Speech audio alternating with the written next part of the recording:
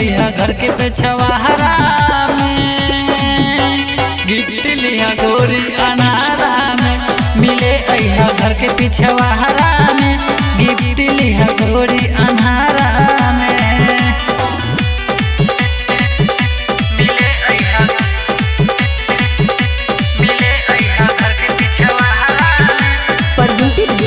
विराट music मिले अइहा घर के पिछवाहरा में, गिफ्ट लिहा गोरी अनारा में। केतना ले कोही गोरी तोहरा में बकमी, नया साल में बने वाला बारू तुमामी, बारू तुमामी।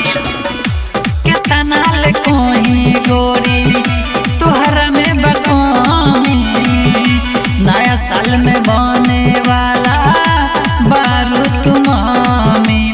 हमरे निशानी दिहल हट लइका लेला दोबारा से। मिले अइहा घर के पिछवाहरा में, गिफ्ट लिहा गोरी अनारा में। मिले अइहा घर के पिछवाहरा में, गिफ्ट लिहा गोरी अनारा में।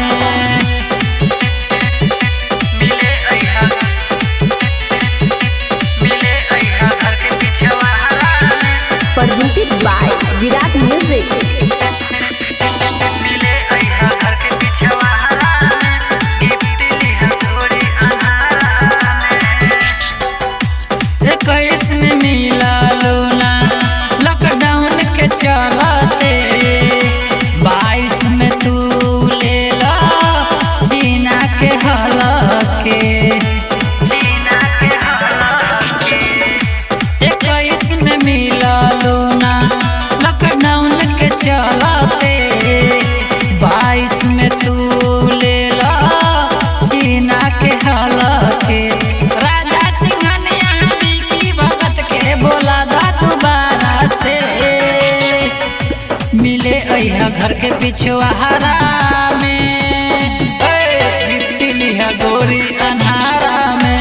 मिले अइहा घर के पिछवाहरा में, गिफ्ट लिहा गोरी अनारा में।